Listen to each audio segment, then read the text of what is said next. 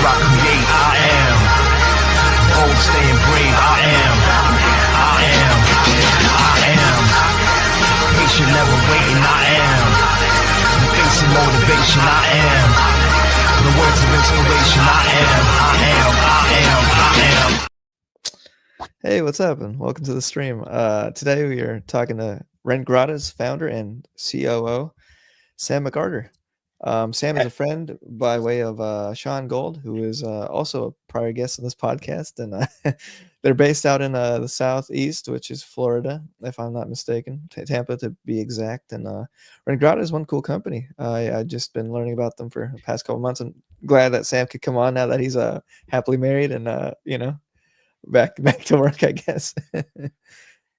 I will say this, it's a cool company, but that was quite the hype video. I feel like I need one of those now because that was really cool. But Yeah. thanks for having me. I appreciate it very much, and I'm looking forward to the chat today. Yes, Sam, man, I am as well. And I guess to kick things off, could you just tell us a little bit about about Rentgrata, right? Like I know there's a lot of info behind it, so don't want to butcher it and give them the wrong impression. Yeah, for sure. Absolutely. So, we identified a problem in the apartment industry around like traditional resident referral programs years ago. So, most apartment communities, if you live at that community, you can refer your friends and family to the property. And then if you do, you end up earning a reward. But there's a lot of problems with traditional resident referral programs. They're hard to track. They're not really easily scalable, and they're usually not automated in a way that ties into the property's property management system.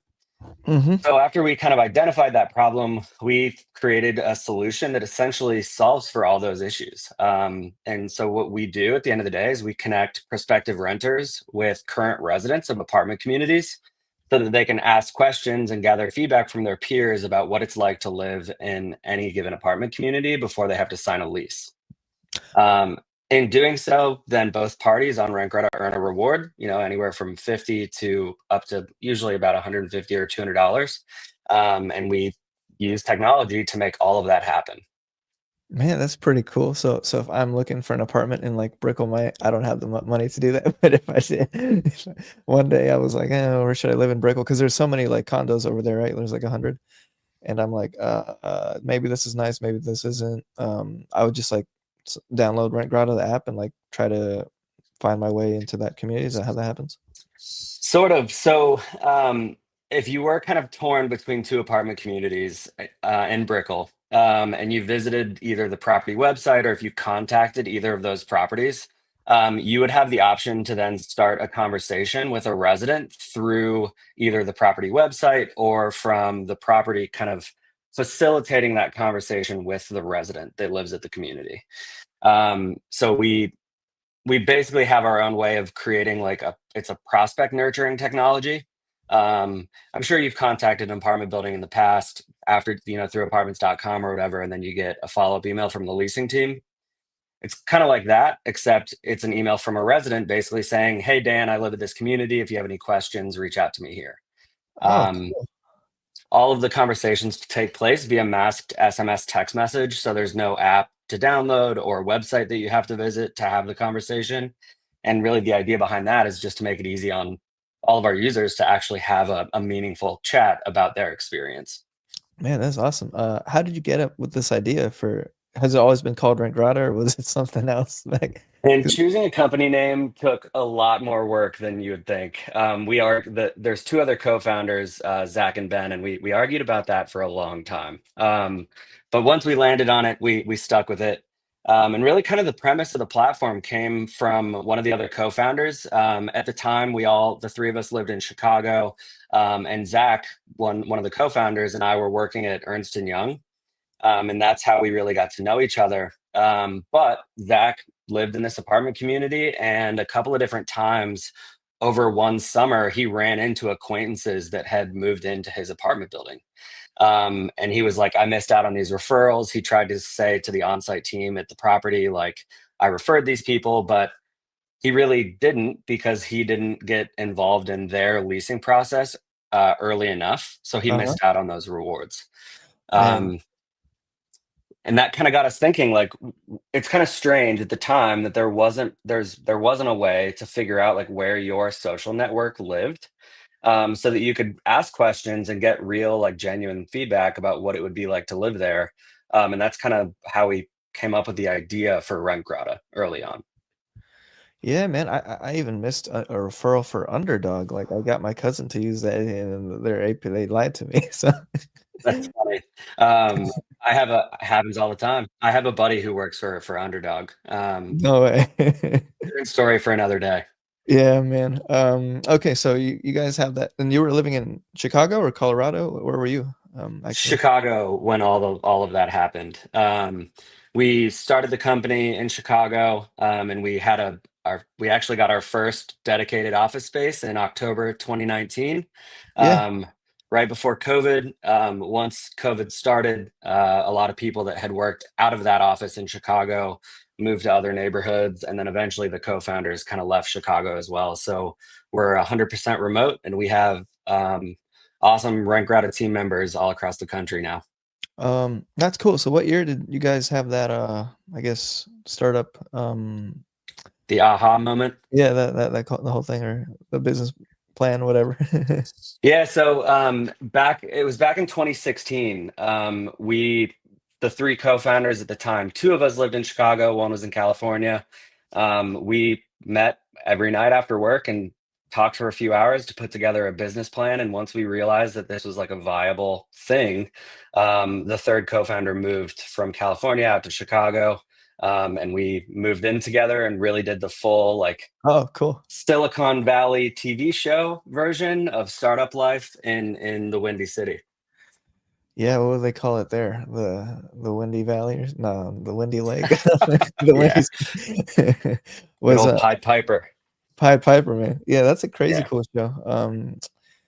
Crazy that, when people move in together, it's a bit of a mess. Yeah, yeah, it was fun. Looking back, great time. But yeah, we definitely had some adventures together, no doubt. And it was crazy. I was talking about this past week. I was at a conference, and when I was at EY, I was making great money, and I had a pretty stressful career. But and I honestly was a little bit unhappy, and then I jumped ship to start Rent Grata, and I was making literally nothing for a really long time. Yeah, But I man, was yeah. happy, because I was working on something that I was passionate about, and no looking back. I'm glad that I did it. Man, you're an entrepreneur. What was I gonna tell you? Yeah, I wrote that book back there. It's kinda like the same story, but I just what do you call this? If you're listening, go buy this book, please. Y- But, I'd but love to hear more about. I'd love to hear more about the book. yeah, absolutely, man. Yeah, so I the podcast, right? It's Startup Mindsets in the book. It's also called Startup Mindsets, and always been having these conversations with people like yourself about why they became an entrepreneur, and I was wanting to put that into a book, right? Because I like to read, and I have the English degree over there, as you could tell. So it's like I wanted to write a book, and even like 2020, I was looking for jobs. I could never get a job, and these damn startups would never hire me. And then I was like, What's going on here?" But then we got a book deal like sometime in the future, and I saw how books change lives, and then I made friends with a bunch of authors, and then I think we're on that car now. So I don't want to join any other car because there's only one of me, and you know it's been a fun thing. But I guess like the book, it's really entitled Startup Mindset to help like a prospective entrepreneur go from like that, what my co-author says is like a -1 to 0, right? Because there's always this, what if I quit the EY and I lose all my money, and who's going to pay the mortgage, or the girlfriend's going to leave, or like all that stuff. So it's like what happens then. But as to you, as you just mentioned, being happy and passionate about what you do is actually a better lifestyle than what most people give it credit for. For sure, 100%. Yeah, I that's really cool. I'd love to grab a copy Yeah, and man, I check it got out. you. I got you. But yeah, um it's a wild experience, man. It really is. And startup life is literally a roller coaster ride. And I think the way that a lot of people think about startups is being sexy and fun and all the positive things only. But something everybody needs to know is that it's a challenge. You have to make a lot of sacrifices to make it work, and you have to be ready to do that. because if you aren't 100% committed, you're probably not going to get it off the ground the way that you were expecting to. So you've got to be ready to really like dive in full steam ahead before you actually make the jump, you know? Yeah, yeah. I mean, Rentgrata does a lot of cool things. I'm reading trusted by what do you call these folks? A lot of properties, right? Like Case and Associates, Equity Residential, Night Vest. There's a big market for real estate, and then there's a big market for rentals. Like, did you guys initially believe that that there was a market and it wasn't just kind of an idea in your mind, right? Yeah. So we found out early on through some industry connections that referrals, like traditional resident referrals, convert at a really high rate. So we knew that the value proposition was there. We also knew that one of the problems with referrals is that they come few and far between. They're not super common, and there are really a lot of issues around like resident referral programs. They just take a lot of work, but they're low cost, and like I said, they convert really highly. So once we kind of realized that, we knew that like the problem we were looking to solve was there. But we initially, when we came up with the concept of Rent Grata, we had it all wrong. We tried to create like an internet listing service that would compete with like Zillow and apartments.com, and we've drastically underestimated the amount of work that it would take and the amount of money that it would take to really compete in that space. So we spent 2016 through 2018, 2019, like trying to do that. And then we had a meeting with an advisor, and they were like, why don't you just leverage like the existing site traffic for each property? Like every apartment community across the country over 100 units has their own website, or the vast majority of them do. And so we kind of pivoted at that point. We created like a widget that lives on the property website to facilitate these conversations. And Hmm. that's when we really started to grow. And kind of the moral of the story for me there is like looking back, if I could do it all again, we didn't find our like product market fit the first time. And then once we found it is when we really had a viable business model, that allowed us to get to where we are today. It's like a marketplace, right? Like there's two. It's like a B2B to C, right? Is that how it works, or?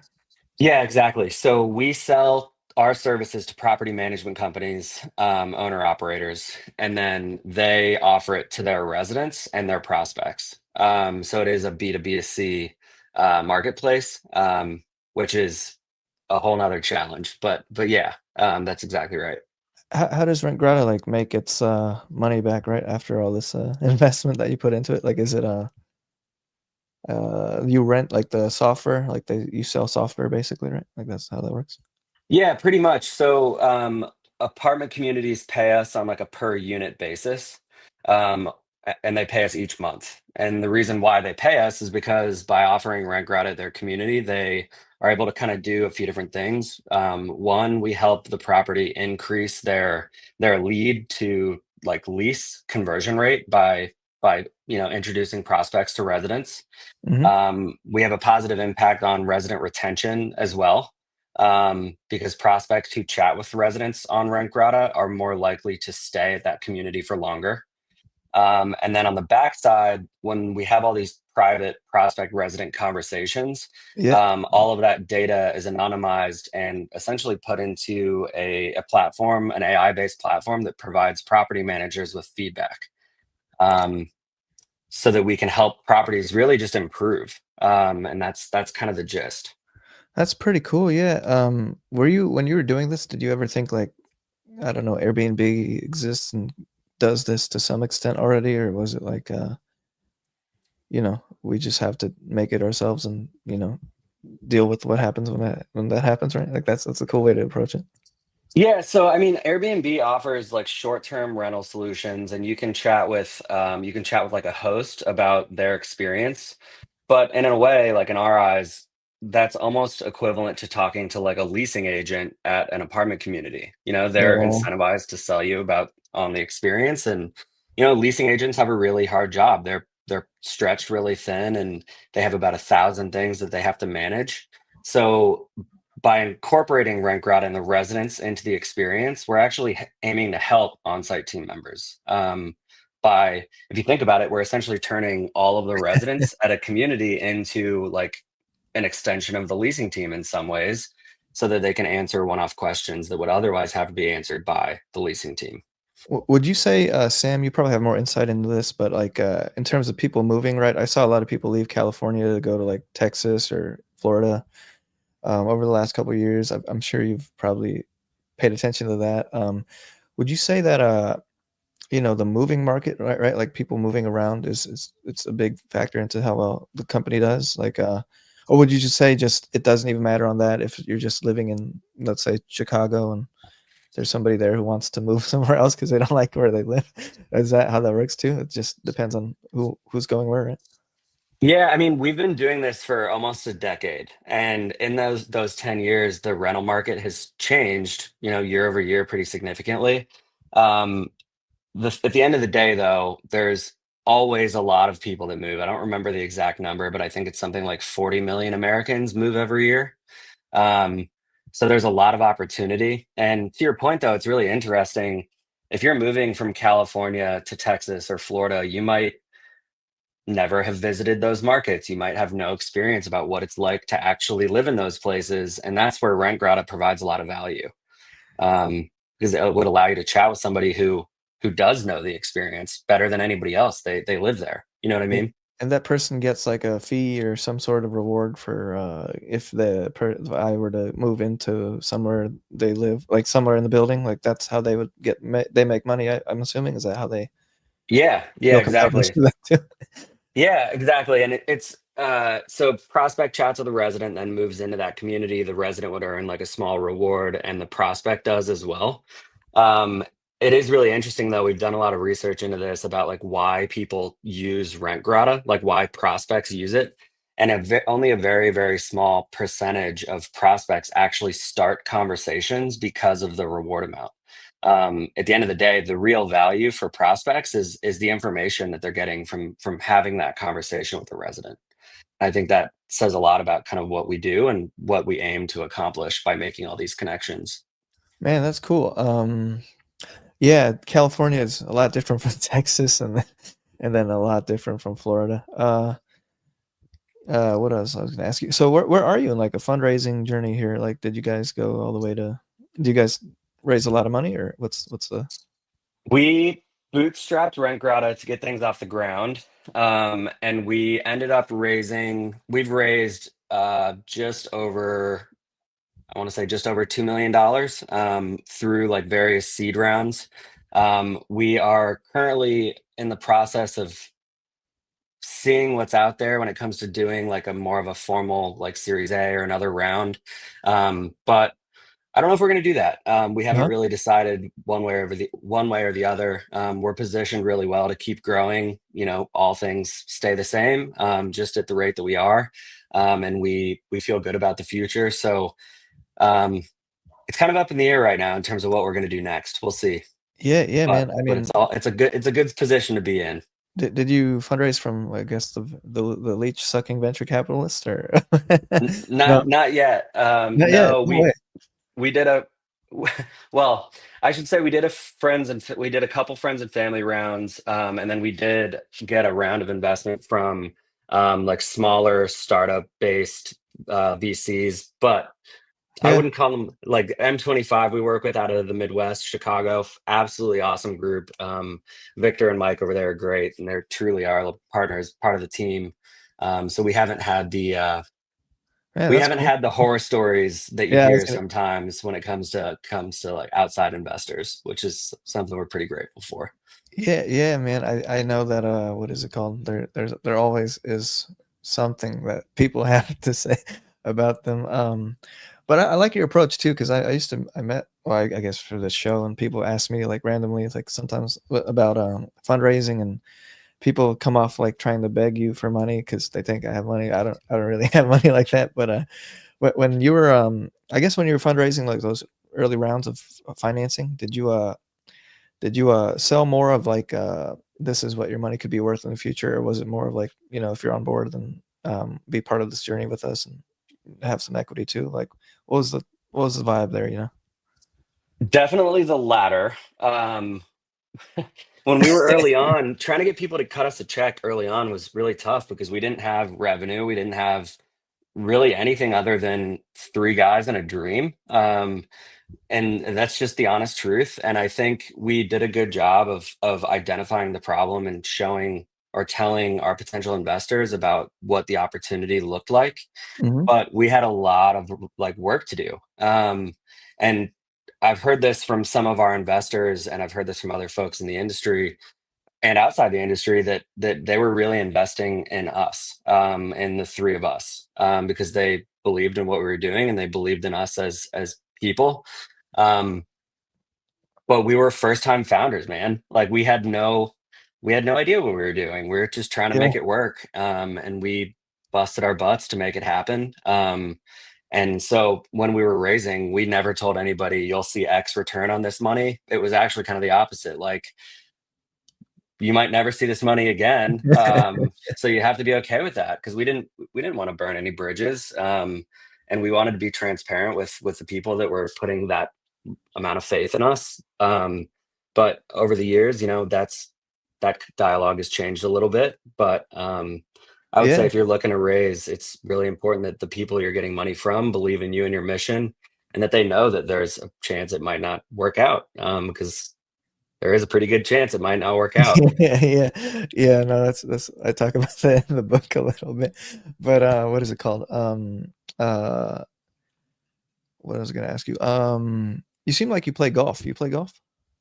No, it's funny you say that. I live in Florida. I'm wearing a Hawaiian shirt.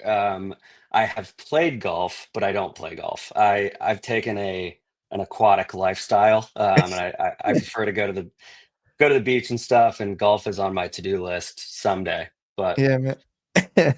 No, I've tried Top Golf, but I can never get onto the course because I need somebody to help me with that, like point me where to hit the thing. Like it's just for sure, you can't do that all by yourself, right? It's just everybody I know that plays golf plays like two or three times a week yeah. for few hours, and I don't have the time to do that. And I've got the personality. If I'm going to do something, I like to do it 100% all There you go. in.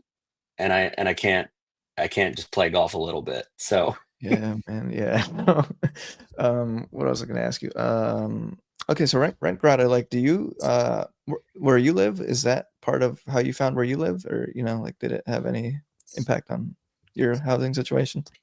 um yes and no. So when I grew up in Sarasota, Florida, after I graduated from high school, I went to college at Colorado State, go Rams. And then I ended up getting a job in Chicago after that, and I was there for 10 years. And I was dating somebody who's now my wife, and Oh, there you we and go. yes, and she had never really left the Midwest, but we were talking about places where we wanted to go. So me, her, and the other two co-founders tried to kind of coordinate on a city, and Tampa was on the list, and it kind of just checked the boxes for us. So um, that's kind of where we decided to go. Yeah. The good thing about RentGrad is that we're all over the country, in terms of like where we have a presence. And when we moved down here, we had a couple of other team members already in Tampa, so it ended up working out pretty well. Yeah, man, I've only been to Miami, which is probably a lot different from Tampa, right? It is a lot different, yes. Tampa's much more calm than Miami. I'll just put it that way. No hurricanes, right? Or hurricanes, but not as crazy, I guess. Or Dude, we've had some pretty wild hurricanes here. We really have. I grew up with them, so they don't scare me as much as a lot of people. oh yeah, yeah. But yeah, we've had some pretty nasty hurricanes. I would say the biggest difference is, to me, a lot of people that live in Miami are from like the East Coast of the United States, and a lot of Yeah. people that live in Tampa are from like the Midwest. So the vibe is Um, just a little different. Um, I remember this joke. Somebody, I don't know who told me it. It was like, this is the sixth borough of New York, like Miami. You've heard that one, right? for sure. Yeah. Yeah, and we live right next to University of Tampa. I would say that a lot of the students are from like New York in that area, but the vast majority of the people in Tampa are not from New York, New Jersey, Oh, that's that cool. neck of the woods. But Um, that's just my gut feeling. I don't know. yeah, yeah, it's impossible to tell. Um, did Sam, when you were doing this, did you ever think like Facebook or what is called now Meta already had apartment groups and what is it called like housing? Because I've been in a housing like community group that was online before, but I guess this is a little bit more nuanced, right? Like, did you find like that was something that was a challenge to overcome, like competitive wise, or like? Um, not really. There are a lot of groups Hmm. for like looking for apartments or to find like available listings. And then inside of those, you could potentially find someone that lives in a building that you're interested in renting. But a lot of those groups are really tailored to like, I'm an individual like I own one property and I need to find another resident to live there. So they'll Hmm. post the availability and whatnot. And then on the flip side of that, there are like Facebook groups tied to individual buildings. But a lot of those are just vent sessions. It's a handful of people that are just unhappy with their experience and they rant about it. So anytime anybody goes into one of those groups and asks a question, it's just the handful of people representing the majority of the property, and that's not how it works in real life. So it's the Yeah, same yeah. with reviews. Like people only leave reviews that are super polarizing, either really happy or really upset. But the other 90% of the community is, happy about their experience. They're just not incentivized to talk about it. So we're giving the other 90% a forum so that they can chat about their experience on RentGrata. Oh, Um, cool. it's a little bit of a different audience that we're connecting to like the resident base. How did you guys sell the product? I suppose like is it like you put ads and maybe like a property manager finds it and clicks, or is it you call them, or what? So, um, before I answer your question, a little bit of background on multifamily. We hired a CRO, a CRO last year from outside of the industry, and as we were going through the interview process with other CROs and with him, with Travis is his name, we told him we were like, "Dude, this industry is different." And he's like, I've heard that before. Yeah. I hear that all the time." And then about 3 months into actually working with us, Travis was like, "Dude, this industry is different. You are absolutely right." Um, it is very difficult to sell any type of technology in multifamily without having like a relationship to build off of with the person that's buying your company, buying your services. So the vast majority of sales that we do come from us going to conferences, meeting people, Huh. and like actually sitting down and talking about the value that we add. And I think a lot of that just comes from trust. Like we spent many years trying to build trust in the industry, and now that we have it, the sales process has changed for us quite a bit, and it's a lot easier to kind of get our name out there. Man, that's pretty cool. Yeah, I was gonna say you don't what is the word? You don't talk to Grant Cardone or something and say, "Here, rent Grant," or like I a mean, guy dude, there's a lot of Grant Cardone type people in multifamily. And yeah, now we have a little bit of I don't know, weight to carry behind the Yeah, value of yeah. RentGrata and what it is that we're trying to do.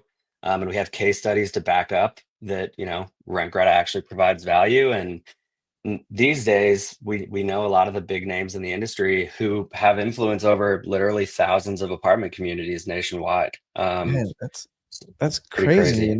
because those people have a lot of assets, as they refer to them as, like, and you're like, "How did these people get all this, like" well, not land, but, like, real estate or physical space. You ever wondered about that? You're like, "Oh, should I just do what they do?" Or, like, you know what I mean? Like Dude, there's so many cool stories. There's someone in particular, and I don't know if I should name drop or not, yeah, so I'm not going to, but they own now like 70,000 units, them, one guy. uh-huh.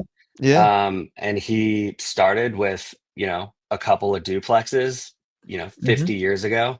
mhm. And then he grew that to 10 to 50 to 100, and now they're at 70,000 units. He has 70,000 units in his portfolio. Dang. And that's a pretty typical like story. People start small and then you can leverage the value of those assets to get more assets, and you basically just end up having a giant portfolio over years and years of hard work. Yeah, It's pretty you know crazy. what? You know, it's cool because I guess like real estate, you walk anywhere you go, you see it, but you never know the story of who owns it or who put it together. So it's kind of secretive too. What I was gonna ask you was, the real estate market with that. I remember now. I used to work at Airbnb and Hotel at Night, and I would look at listings like for my job was like to categorize listings for a while, and like one time, like this one host had like 30 properties, and I'm like, oh, are they rich? Like, how does that work? So I was just always kind of wowed by that whole process, and like I've rented my whole life, or the family's rented the whole life, so it's like, what's it like to be the non-renter? Would you say that rental market is something that's just always, since the dawn of history, has always been, I guess, like quite like there's a lot of money there, right? Or would you say like it's not always the full story? That times you have bad renters, and you know. I, I think that a common misconception with people who own apartments is that they have a ton of cash and that it's easy money.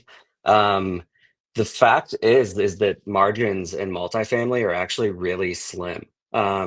You typically, I don't remember the exact number off the top of my head, but ballpark, you typically see 3 to 6% returns every year.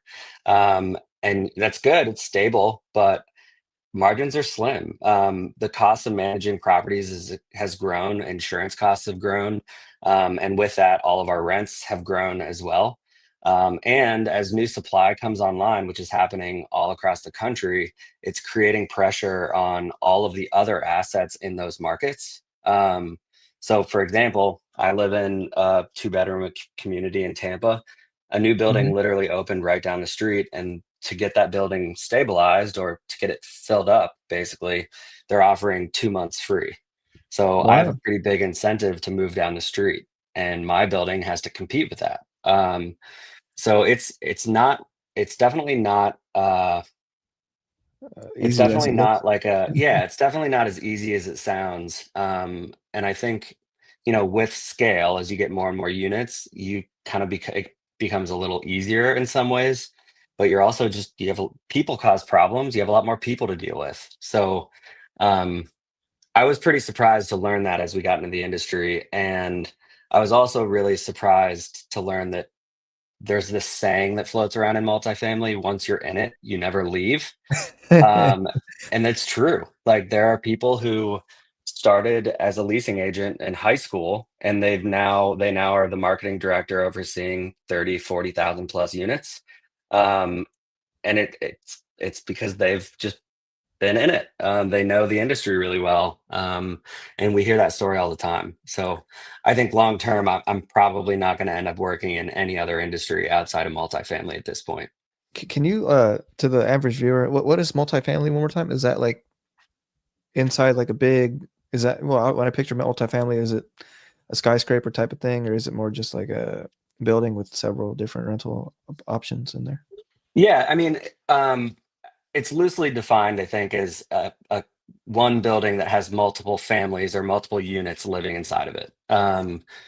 So that could be, a quadplex with four families, four units and four families living in it, all the way up to there's garden style apartment communities with 1,000 units, Huh. like a gated community type of thing. So um, yeah, really, it's anywhere where people are living together, not in the same family, Right, but not a multiple hotel though, families. like not gonna be Wynn Hotel in Vegas, right? Right. Not that, right, right. Yeah, they would be more like long term. Typically, I would probably guess 6 months and up in terms of like the lease length. Um, but yeah, so like in Chicago, high rise, multifamily, that's a multifamily dwelling. People rent there. Um, Wow. the on the flip side of that, there's called build to rent, which are like homes that you can rent in like a subdivision, and that entire subdivision could be rentals.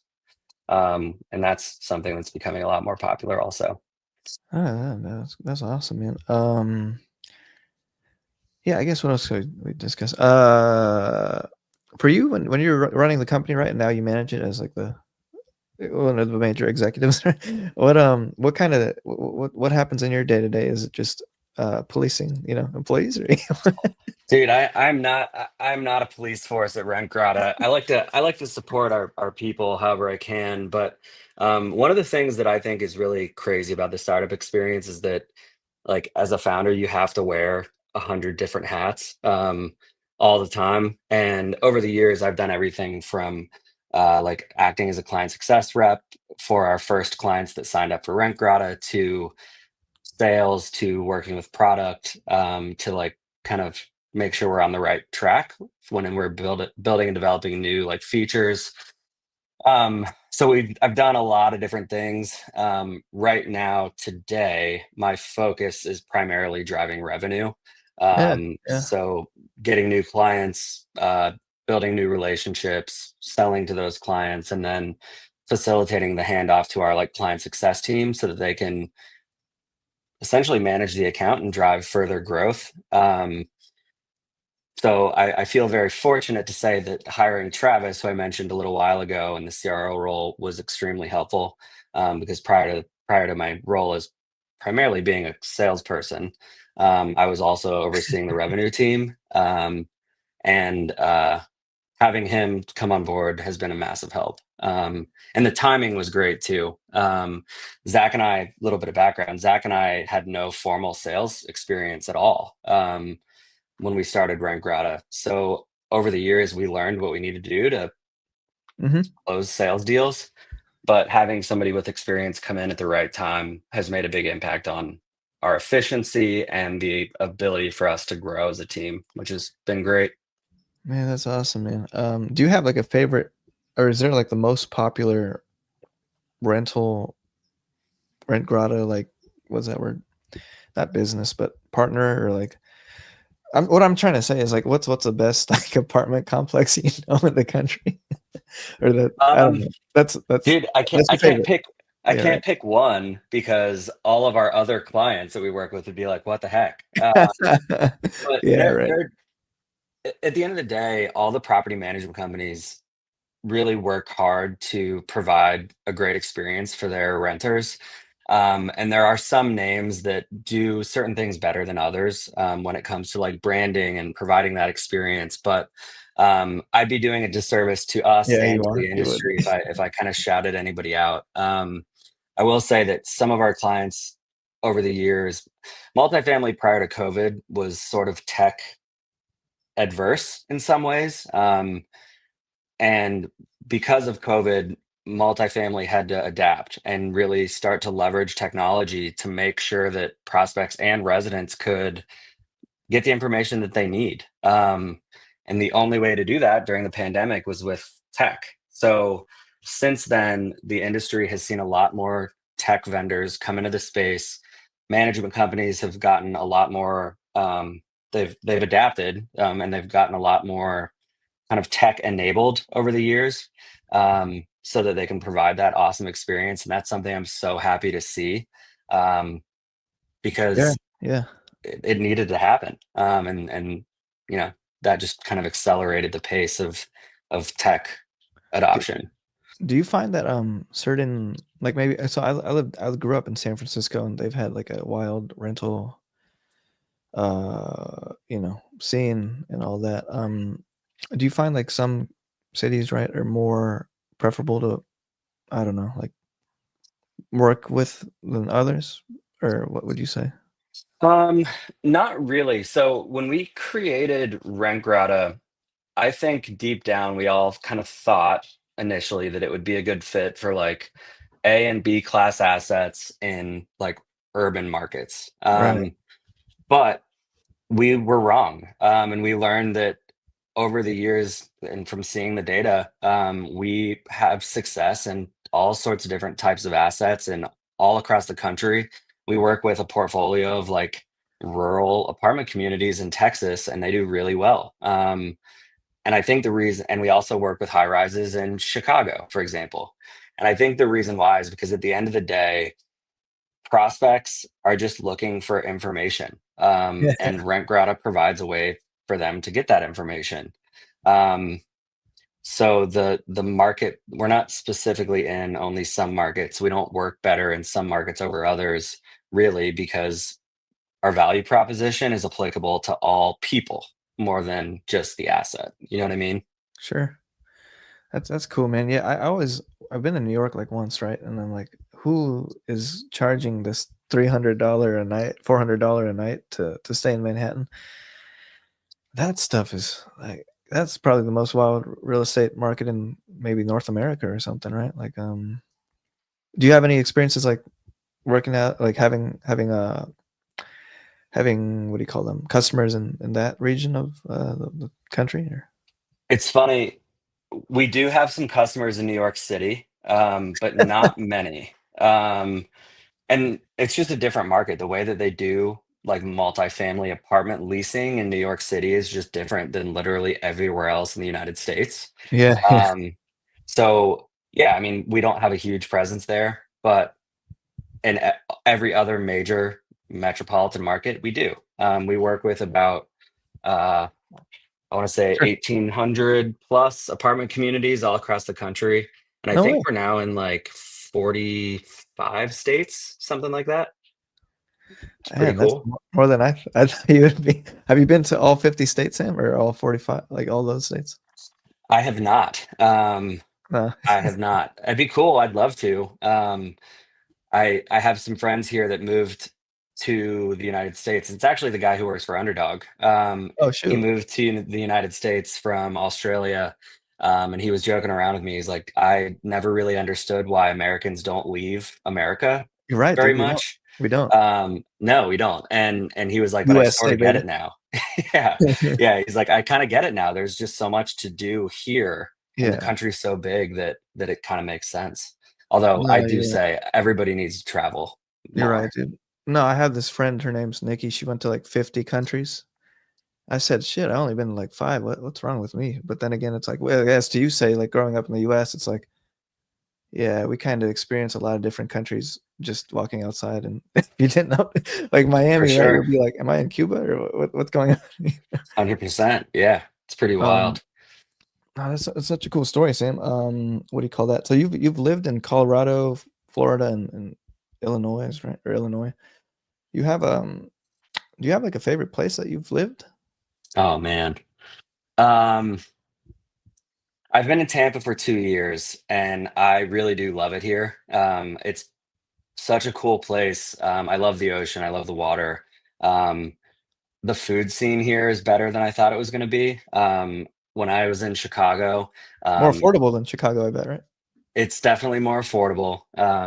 But honestly, man, if I could do anything, I would have like instead of buying one big house, I would rather have small houses in different places. Word, huh? Um, and I'd probably pick Chicago and spend the summers in Chicago, and then I'd spend the rest of the year down in Florida. But Summer, Southern so, California is also on my list of top places. So yeah, yeah, um, yeah, yeah. yeah. Uh, What about you? yeah. I'm thinking about moving out of the Bay Area, man. It's just too cold sometimes, and I want to. I'm at like I'm 29. I think we should start the new decade somewhere else, but Yeah, I'm man. I'm Dude, not I sure was just what. gonna say, I think everybody needs to move. Like, if you've lived in one place your whole life, you need to move. You're right, Just dude. because it's such a good experience. You'll meet new people, you'll try new things, and as you get older, we just don't do it enough.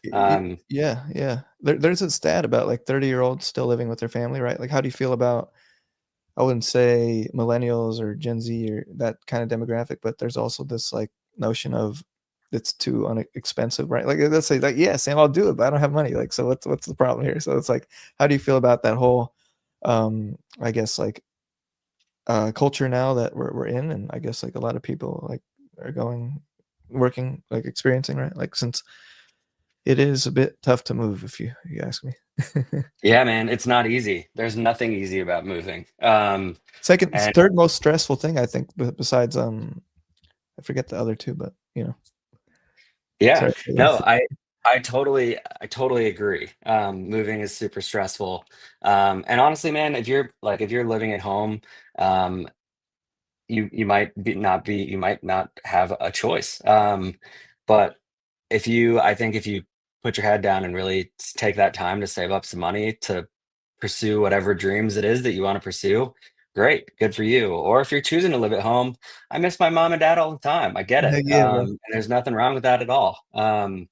I've been trying to convince my folks to move back down to Florida since we moved down here, and Right. because I just miss them. So there's nothing wrong with staying put and staying where you're comfortable. I just think it's good for people in general to try to get out of their comfort zones every once in a while. You're right, man. You're right. Yeah, shout out to all the moms from Mother's Day. I forgot For about that. sure. Good Um, call. what else am I gonna say? Yeah, I guess a couple last questions here for you, Sam. It's been a good convo. When you look back at like all the work you've done over like the last decade or so, is there if I guess there's this question I saw on TikTok that I felt like asking, like this guy asked like a successful entrepreneur, like if you lost everything today and had to start over, do you think you could make it back? Like, would you have a response to that? Dude, yes, absolutely. I would do it again. I would do it again in a heartbeat. The amount of stuff that we've learned in doing this is our first time like starting a business. Yeah. Um, the amount of stuff that I've learned, if I started with a blank slate tomorrow, it would be exponentially easier the second time.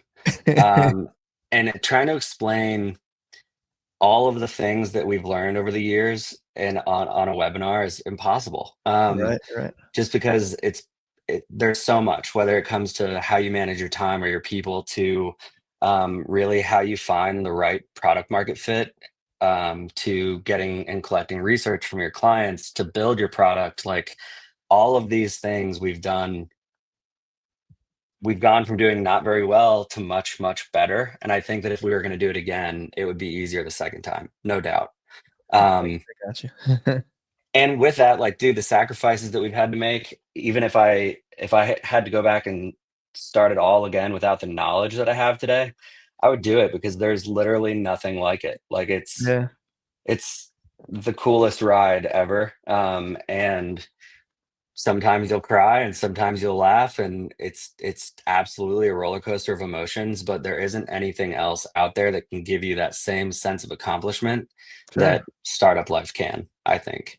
I So agree, man. for um, sure, the yeah, serial entrepreneurs, I like absolutely get it. Like I get why they do it. you're right. You're right. Yeah, I interviewed a lot of those folks. Like one dude who runs like Fathom. He used to work for. I think yeah. I'm just like, what's he doing this for now? He like had to exit, right, and like he just starts something new, and he just treats it like a new everything, a new slate, right? So that's cool. Yeah.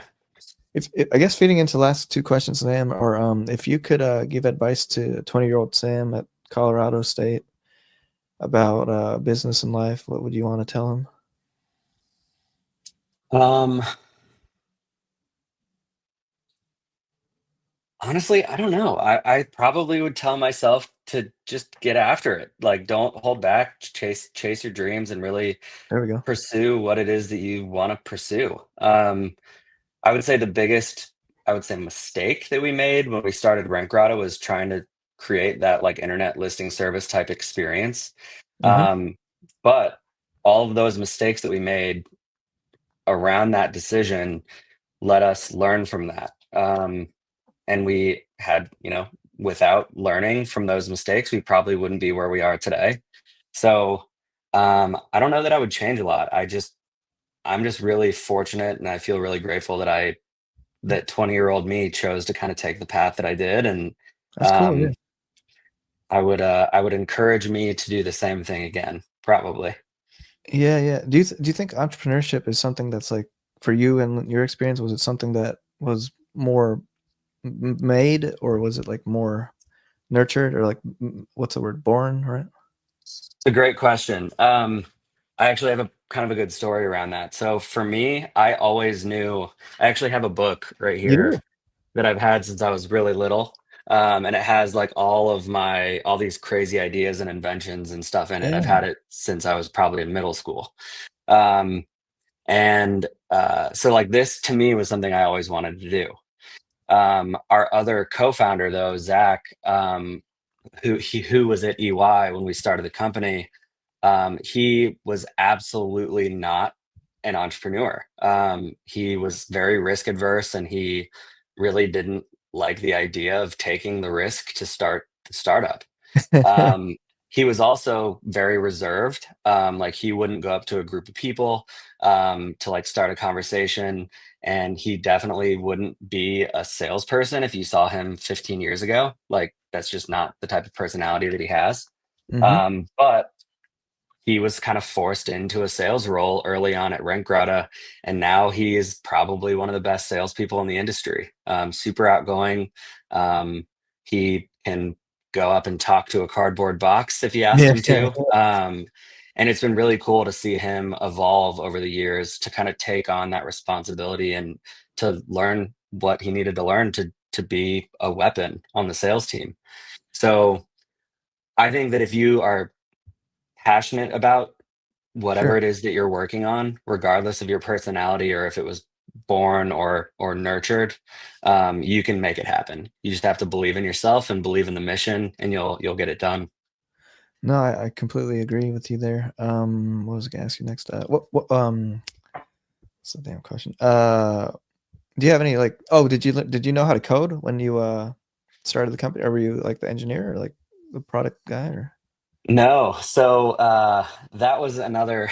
It's a good question. That was another thing I would recommend if you were going to start a tech company to probably have a tech co-founder. oh, Um, the wow, th- the three of us never wrote any code. really?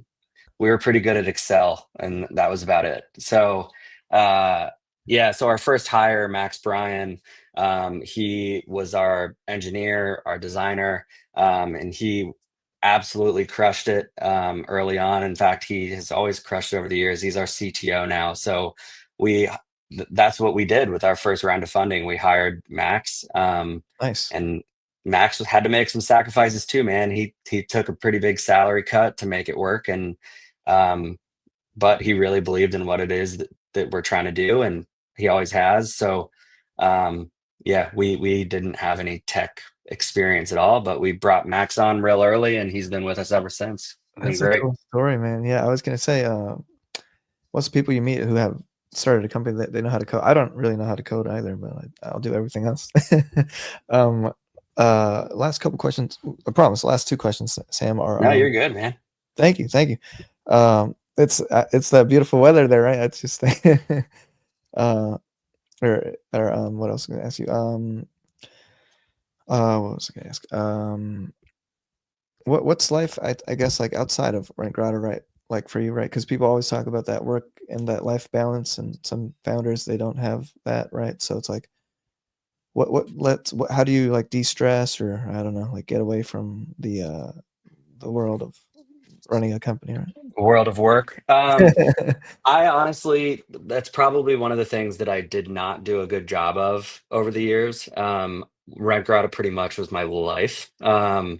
Which is sort of sad to say, but I liked it. I like the work, and I'm passionate about it. But as I've gotten older, and in fairness to my wife, I've definitely had to try to be more intentional about setting aside time to have life outside of work.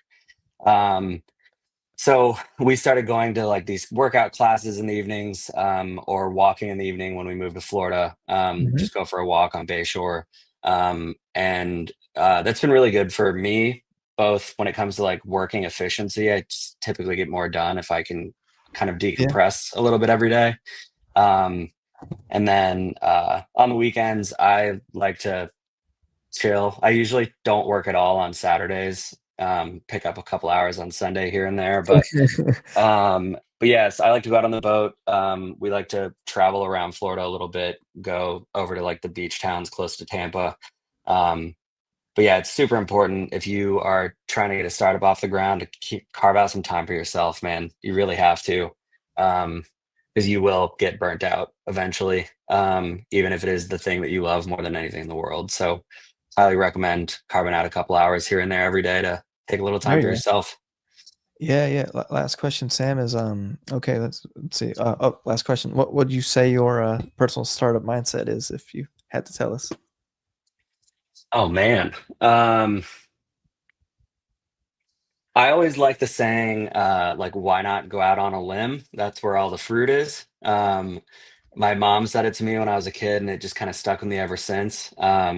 So if you have an idea, if you have an idea and it's kind of something that you can do part time, chip away at it until you think that you can make it a full time thing, and jump in and get after it. The only thing that can hold yourself back is really you. So don't hold yourself back. Get out there and get after it. And if anybody wants to connect with me on LinkedIn about ideas or anything like that, I'm all for it. You can find me on LinkedIn at Sam McArtor, and I'm happy to chat. There we are, Sam. It's been a cool story. I'm excited to interview in the future and see where things go. But thanks for the time. Thank you, Dan. I appreciate it. It was great chatting with you. I'm looking forward to reading a copy of your book. I'm I gonna got I'm you. gonna I jump on got you. Amazon and order it right now. Thank you. Thank you. Let me see.